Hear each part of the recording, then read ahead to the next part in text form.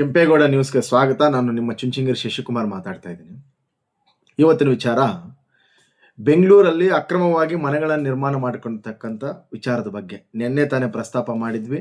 ಅದೇ ವಿಚಾರ ಇವಾಗ ಕೂಡ ಟ್ರೆಂಡಿಂಗ್ ವಿಚಾರ ಆಗಿರೋದ್ರಿಂದ ಆ ವಿಚಾರದ ಬಗ್ಗೆ ಪುನಃ ಪ್ರಸ್ತಾಪ ಮಾಡ್ತಾ ಇದ್ದೀನಿ. ಕಾರಣ, ಕರ್ನಾಟಕ ವಿಚಾರ ನಡೆದಿರ್ತಕ್ಕಂಥದ್ದು, ಘಟನೆ ನಡೆದಿರ್ತಕ್ಕಂಥದ್ದು ಬೆಂಗಳೂರಲ್ಲಿ, ಕರ್ನಾಟಕದ ರಾಜಧಾನಿ ಆಗಿರ್ತಕ್ಕಂಥ ಬೆಂಗಳೂರು ಜಿಲ್ಲೆಯಲ್ಲಿ.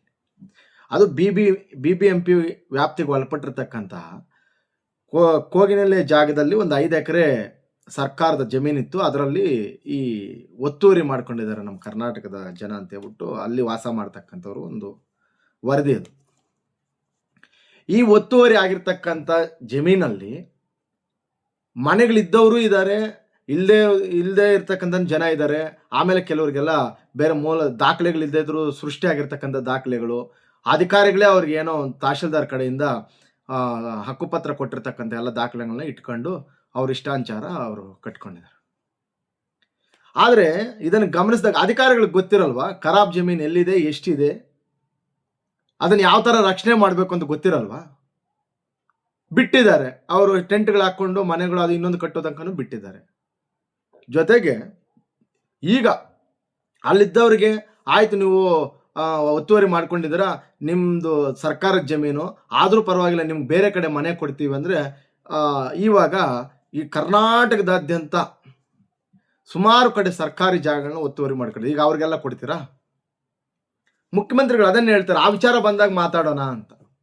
ಆ ವಿಚಾರ ಇವತ್ತು ಮಾತಾಡಲ್ಲ ಅವರು, ಆವತ್ತು ಬರಬೇಕು. ಆ ವಿಚಾರ ಬಂದರೆ ಮಾತಾಡ್ತಾರೆ ಅವರು.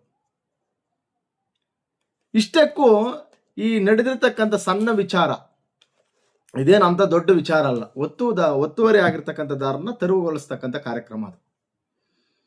ಈ ಒಂದು ಸಂದರ್ಭದಲ್ಲಿ ಏನಾಗ್ತದೆ, ಇದು ರಾಜಕೀಯ ಕಾರ್ಯರೂಪ ಪಡ್ಕೊಳ್ತದೆ. ಈ ಒಂದು ವಿಚಾರಕ್ಕೆ ನೋಟಿಸ್ಗಳು ಕೊಡ್ತಾನೆ ಇದ್ದಾರೆ, ಯಾರು ಜಗ್ತಾ ಇಲ್ಲ. ಖಾಲಿ ಮಾಡಬೇಕು ಅಂತ ಅಧಿಕಾರಿಗಳು ತಿಂಗಳಾನುಗಟ್ಲೆ ಹೇಳ್ತಾ ಇದ್ದಾರೆ, ಖಾಲಿನೂ ಮಾಡಿಲ್ಲ, ಅವ್ರು ಏನೂ ಮಾಡಿಲ್ಲ. ಮತ್ತೇನಾಗಿದೆ, ಯಾಕೆ ಹಂಗಾಯ್ತಲ್ಲಿ ಅಂದರೆ, ನಾವು ಅನುಭೋಗದಲ್ಲಿದ್ದರೆ ಯಾವತ್ತೋ ಒಂದು ದಿವಸ ಸರ್ಕಾರ ನಮ್ಗೆ ಕೊಡುತ್ತೆ ಅಂತಕ್ಕಂಥ ಉದ್ದೇಶ ಜನರ ತಲೆಗೆ ತುಂಬಿಕೊಂಡ್ಬಿಟ್ಟವ್ರೆ. ಆ ಒಂದು ಇದರಿಂದ ತೆರವು ಮಾಡಿಲ್ಲ ಅವರು, ಅಲ್ಲೇ ಇದ್ದಾರೆ ಮನೆ. ನೋಟಿಸ್ ನಾಳೆ ಮಾಡ್ತೀವಿ ಅಂತ ಕೊಟ್ಟಿದ್ರು, ಅವ್ರು ಕೇಳಿಲ್ಲ. ಮತ್ತೆ ಏನಾಗ್ತದೆ, ಇದು ಇಲ್ಲಿಗೆ ಬಿಡೋಣ, ಇದಾಯಿತು, ಸರ್ಕಾರ ನೋಟಿಸ್ಗಳು ಕೊಡ್ತು, ಕೇಳಲಿಲ್ಲ, ಒತ್ತುವರಿ ತೆರವುಗೊಳಿಸ್ತು, ಡೆಮಾಲಿಷನ್ ಮಾಡ್ತಾ ಎಲ್ಲ ಮನೆಗಳನ್ನ, ಶೆಡ್ಗಳನ್ನ ಎಲ್ಲ. ಕರ್ನಾಟಕದಲ್ಲಿ ಯಾವೊಬ್ಬ ಪೊಲಿಟಿಷಿಯನ್ ಅದ್ರ ಬಗ್ಗೆ ಮಾತಾಡಿಲ್ಲ, ಯಾಕಂದರೆ ಕರೆಕ್ಟಾಗಿದೆ, ಸರ್ಕಾರ ಅದ್ರ ಕೆಲಸ ಮಾಡ್ಕೊಂಡು ಹೋಗ್ತಾ ಇದೆ ಅಂತ. ಆದರೆ ಈ ಕೇರಳದ ಒಂದು ತಕರಾರು ಸ್ಟಾರ್ಟ್ ಆಯಿತು, ಕೇರಳ ರಾಜ್ಯದ್ದು. ಅಲ್ಲಿರ್ತಕ್ಕಂಥ ಪಿನರಾಯಿ ವಿಜಯನ್ ಒಂದು ಟ್ವೀಟ್ ಮಾಡಿ ಈ ಥರ ದೌರ್ಜನ್ಯ ಆಗ್ತಾ ಇದೆ ಅಲ್ಪಸಂಖ್ಯಾತರ ಮೇಲೆ ಅಂತ ಆತನು ಮಾಡ್ದ. ಮತ್ತೆ ಅವರ ಮಾಡಿದ ಕೆಲವೇ ಗಂಟೆಗಳಲ್ಲಿ, ಕ್ಷಣಗಳಲ್ಲಿ ಈ ವೇಣುಗೋಪಾಲ್ ಪ್ರಧಾನ ಕಾರ್ಯದರ್ಶಿ ಕಾಂಗ್ರೆಸ್ಸು ಅವರು ನಮ್ಮ ಉಪಮುಖ್ಯಮಂತ್ರಿಗಳಿಗೆ ಫೋನ್ ಮಾಡಿ ವರದಿ ಕೇಳ್ತಾರಂತೆ. ಯಾಕೆ, ಏನಾಗಿದೆ, ವರದಿ ಕೊಡಿ.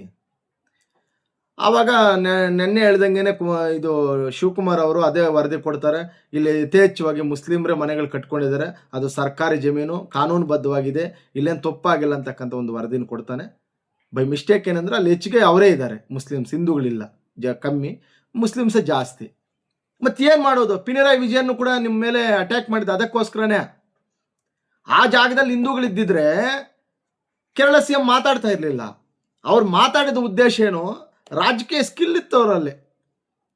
ಮುಂಬರ್ತಕ್ಕಂಥ ವರ್ಷದಲ್ಲಿ ಚುನಾವಣೆ ಇತ್ತು ಕೇರಳದ್ದು. ಈಗ ನೆನ್ನೆ ಹೇಳ್ದಂಗೆ ತಿರುವನಂತಪುರ BJP ಪಾಲಾಗಿದೆ. ಅಲ್ಲಿರ್ತಕ್ಕಂಥ ಒಂದೇ ಸರ್ಕಾರಕ್ಕೆ ಬಹುಮತ ಬರ್ತಕ್ಕಂಥದ್ದು ಸ್ವಲ್ಪ ಹೆಚ್ಚು ಕಮ್ಮಿ ಇವಾಗ ಕಷ್ಟ ಇದೆ. ಈಗ ಅವಾಗ ಏನಾಗ್ತದೆ, ಎಲ್ಲದಕ್ಕೂ 3 ಪಕ್ಷಗಳಿಗೂ ಅಷ್ಟೇ ಸೀಟ್ ಬಂತು ಅಂತ ಇಟ್ಕೊಳ್ರಿ. BJP, ಕಾಂಗ್ರೆಸ್ಸು, ಪಿನರಾಯಿ ವಿಜಯನ್ ಅವ್ರ ಪಕ್ಷಕ್ಕೆ. ಆವಾಗ BJPನೂ ವಿಜಯನ್ ಅವರು ಸರ್ಕಾರ ಸಮ್ಮಿಶ್ರ ಮಾಡೋಕ್ಕಾಗಲ್ಲ, ಸಮ್ಮಿಶ್ರ ಸರ್ಕಾರ ಅವರಿಬ್ಬರು ನಡೆಸೋಕ್ಕಾಗಲ್ಲ. ಆ್ಯಂಟಿ ಅವ್ರಿಗೆ, ಇಂಟರ್ನ್ಯಾಷನಲ್ ಆ್ಯಂಟಿ, ನಮ್ಮ ದೇಶದ್ದಲ್ಲ. ಕಮ್ಯುನಿಸ್ಟ್ BJP ಒಂದಾಗ್ಲಿಕ್ಕೆ ಸಾಧ್ಯ ಇಲ್ಲ.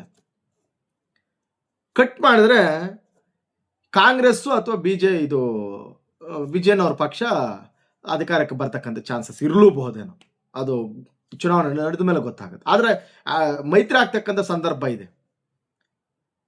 ಆ ಥರ ಬಂದಾಗ ಕೇರಳದ ಮೂಲದವರಾಗಿರ್ತಕ್ಕಂಥ ವೇಣುಗೋಪಾಲ್ ಅವರು ಸಿಎಂ ಆಗ್ತಕ್ಕಂಥ ಅವಕಾಶಗಳಿದ್ದಾವೆ. ಮುಖ್ಯಮಂತ್ರಿ ಆಗ್ಬೋದು ಅವರು. ನೋಡ್ರಿ ಅವ್ರ ಕಷ್ಟ ಹೆಂಗೈತೆ ಅಂತ. ಹೆಂಗೋ ಡೈರೆಕ್ಟ್ ಆಗಂತೂ ನಾವು ಪಕ್ಷನ ಕಟ್ಟಿ ಬೆಳೆಸಿ ಮಾಡಿ ಇದು ಮಾಡಿ ಅಧಿಕಾರಕ್ಕೆ ಬರೋಕ್ಕಾಗಲ್ಲ. ಕೇರಳದಲ್ಲಿ ಏನಾದರೂ ಕಾಂಗ್ರೆಸ್ ಸರ್ಕಾರ ಅಧಿಕಾರಕ್ಕೆ ಬರೋ ಮೂಮೆಂಟ್ ಇದ್ರೆ ನಾನು ಸಿಎಂ ಆಗೋಣ ಅಂತ ವೇಣುಗೋಪಾಲ್. ಕಾಂಗ್ರೆಸ್ಗೆ ಬಿಟ್ಕೊಡ್ಬಾರ್ದು, ಬಿಜೆಪಿಗೂ ಬಿಡಬಾರ್ದು, ನಾವೇ ಸಿಎಂ ಆಗಬೇಕು ಅಂತ ಹೇಳ್ಬಿಟ್ಟು ವಿಷನ್.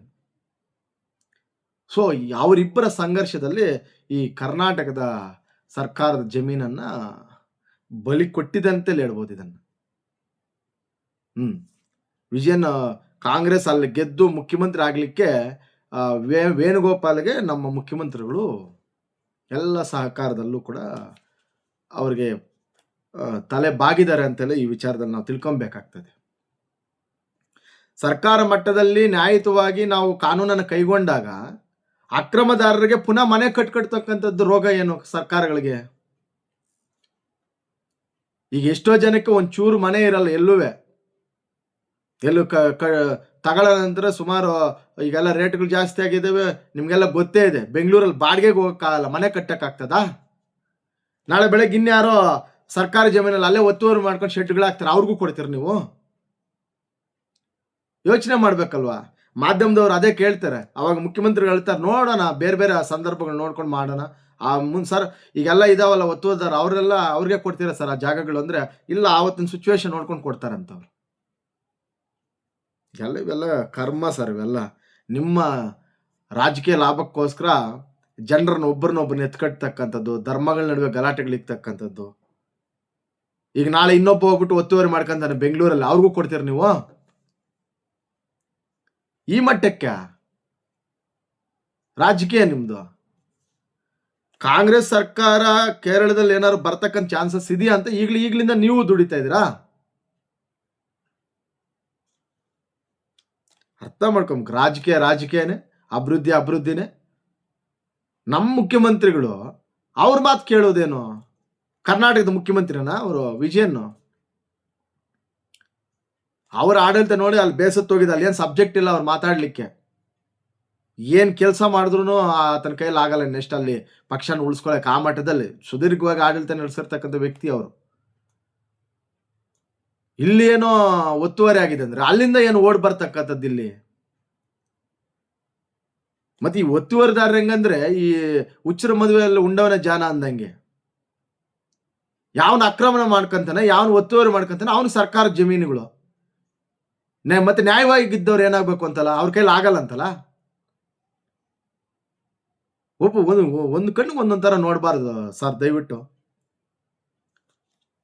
ನಿಮ್ಮ ಚುನಾವಣೆಗಳಿಗೋಸ್ಕರ ನಿಮ್ಮ ಪಕ್ಷಗಳನ್ನ ಉಳಿಸ್ಕೊಳ್ಳಿಕ್ಕೆಲ್ಲ ಈ ನಾಟಕಗಳು. ಮತ್ತೆ ಹೇಳ್ತಕ್ಕಂಥದ್ದು ನೋಡೋಣ ಅಲ್ಲಿ ಇದಾಗಿದೆ ಅದಾಗಿದೆ. ಒಂದು ವೇಳೆ ಅದೇ ಜಾಗದಲ್ಲಿ ಪೂರ ಹಿಂದೂಗಳು ಕಟ್ಟಿದ್ರು ನೀವು ಮನೆಗಳು ಕೊಡ್ತಾ ಇರಲಿಲ್ಲ, ನೀವು ಆ ವಿಜಯನೂ ಮಾತಾಡ್ತಾ ಇರಲಿಲ್ಲ. ವೇಣುಗೋಪಾಲು ಪಿನರಾಯಿ ವಿಜಯನ್ ಕೇರಳದವರು, ಅವ್ರಿಗೆ ಯಾಕೆ ನಿಮ್ಮ ಸಪೋರ್ಟು? ಕರ್ನಾಟಕದವರು ಕಷ್ಟ ಇದೆ, ನಿಮ್ಮನ್ನು ಗಮನಿಸ್ತಾ ಇದ್ದಾರೆ ಜನ. ನೋಡೋಣ 28ಕ್ಕೆ ನಿಮ್ಗೂ ಚುನಾವಣೆ ಬರುತ್ತಲ್ಲ, ನಿಮ್ಗೆ ಯಾರು ಹೆಲ್ಪ್ ಮಾಡ್ತಾರೆ ಕರ್ನಾಟಕದಲ್ಲಿ ಅಂತ. ಅಲ್ಲ ಬೇರೆ ಸ್ಟೇಟ್ ಅವ್ರು ಯಾರು ಬಂದು ನಿಮ್ಗೆ ಹೆಲ್ಪ್ ಮಾಡ್ತಾರೆ ಅಂತ. ಕಾಂಗ್ರೆಸ್ ಸರ್ಕಾರಕ್ಕೆ ಇಂಥವಾಗೆಲ್ಲ ಅವಕಾಶ ಕೊಡಬಾರ್ದು. ಕಾನೂನು ಅಂದ್ರೆ ಕಾನೂನೇ. ಈ ಮಟ್ಟಕ್ಕ ಕೈಯಲ್ಲಿದ್ದೇನೋ ದಾನ ಕೊಟ್ಟಂಗೆ ನಾಳೆ ಬೆಳಗ್ಗೆ ಇನ್ನೊಬ್ಬ ಬಂದು ಟೆಂಟ್ ಹಾಕ್ರಿ ಏನ್ ಮಾಡ್ತೀರಾ? ಅವ್ರ ಜೊತೆನೂ ಆಟ ಆಡಬಾರ್ದು. ಈಗ ಮನೆಗಳಿಲ್ಲ ಅಂತಲ್ಲ, ಕೊಡ್ರಿ, ಇಲ್ದೇ ಇರೋರು ಕೊಡಿ, ಸಮಸ್ಯೆ ಇಲ್ಲ. ಬೆಂಗಳೂರಲ್ಲಿ ಎಲ್ಲ ಸುಮಾರು ಅಲ್ಲಿ ಇಲ್ಲಿ ಅಪಾರ್ಟ್ಮೆಂಟ್ಸ್ ತರ ಕಟ್ಕೊಂಡಿರ್ತಾರೆ, ದೊಡ್ಡ ದೊಡ್ಡ ಮನೆಗಳು ಬಾಡಿಗೆಗಳು ಕೊಟ್ಟಿರ್ತಾರೆ. ಈಗ ಅಂಥವರೆಲ್ಲ ನಮ್ಗೆ ಅನ್ಯಾಯ ಆಗಿದೆ ಅಂದ್ರೆ ಕೊನೆಗೇನೋ ನಮ್ಮ ಮುಖ್ಯಮಂತ್ರಿ ಆಗಿರ್ತಕ್ಕಂಥ ಡಿ ಕೆ ಶಿವಕುಮಾರ್ ಅವರು ಒಂದು ಮಾತು ಹೇಳಿದ್ರು, ಇಲ್ಲ ಆ ಥರ ಫ್ರಾಡ್ ಆಗ್ತಕ್ಕಂಥ ಎಲ್ಲ ಅವಕಾಶಗಳಿದಾವೆ, ನಾವೆಲ್ಲ ಎನ್ಕ್ವೈರಿ ಮಾಡಿನೇ ಕೊಡ್ತೀವಿ. ಈಗ ಅವ್ರನ್ನ ಒಪ್ಕೊಬೋದು ಆ ವಿಚಾರದಲ್ಲಿ. ನನಗೆ ಗೊತ್ತಿದ್ದಂಗೆ ಉಪಮುಖ್ಯಮಂತ್ರಿಗಳಿಗೆ ಫುಲ್ಲು ಕ್ಲಾರಿಟಿ ಇದೆ ಬೆಂಗಳೂರು ಬಗ್ಗೆ, ಯಾವನ್ ಏನ್ ಮಾಡ್ತಾನೆ ಅಲ್ಲಿ ಅಂತ. ಸುಮ್ಮನೆ ರೈತರು ಅಂದ್ರೆ ಎಲ್ಲರನ್ನೂ ನಂಬಲ್ಲ, ಸುಮ್ಮನೆ ಮನೆ ಇಲ್ದೇ ಇರೋರು ಅಥವಾ ನಿರ್ಗತಿಕರು ಅಂದ್ರೆ ಅವ್ರು ಒಪ್ಪಲ್ಲ. ಅವ್ರದ್ದೇ ಒಂದು ಐಡಿಯಾಲಜಿ ಇದೆ. ಅವ್ರ ಹತ್ರದಿಂದ ನೋಡಿದಾರೆ ಅನ್ನಿಸ್ತದೆ, ಯಾಕಂದ್ರೆ ಅವ್ರ ಮಾತುಗಳಲ್ಲಿ ಹಂಗಿತ್ತು. ನಾವು ಅಷ್ಟು ಈಸಿಯಾಗಿ ಕೊಡಲ್ಲ ಮನೆಗಳನ್ನ ಅವ್ರಿಗೆ. ಇಲ್ಲಾಂದ್ರೆ ಕೊಡ್ತೀವಿ, ನೋಡೋಣ, ಸರ್ಚ್ ಮಾಡೋಣ ಫಸ್ಟ್. ಎಲ್ಲೋ ಒಂದು ಕಡೆ ಇರುತ್ತಂತೆ ಮನೆ, ಇದು ಖಾಲಿಯಾಗಿ ಬಿದ್ದಿದೆಯಲ್ಲ. ಯಾಕೆ ಅಧಿಕಾರಿಗಳು ಅದನ್ನ ಮೊದಲೇ ಬೇಲೆ ಹಾಕಕ್ಕಾಗಲ್ಲ ಸರ್ಕಾರಿ ಜಮೀನುಗಳಿಗೆ? ಒಳ್ಳೆ ಆಫೀಸ್ಗಳಲ್ಲಿ ಕುತ್ಕೊಂಡು ಯಗಣಗಳ ತರ ತಿಂದು ಟೈಮ್ ಪಾಸ್ ಮಾಡ್ತಕ್ಕಂಥ ಅಧಿಕಾರಿಗಳು ಇವತ್ತು ಕರ್ನಾಟಕದಲ್ಲಿ ಇದ್ದಾರೆ. ನೋಡೋಣ ಇವತ್ತು ಈ ಪರಿಸ್ಥಿತಿ ಇನ್ನೂ ಎಲ್ಲಿ ತನಕ ತಗೊಂಡು ಹೋಗುತ್ತೆ ಅಂತಕ್ಕಂಥದ್ದು. ಇಲ್ಲಿಗೆ ಮುಕ್ತ ಏನಾಗಲ್ಲ ಇದು.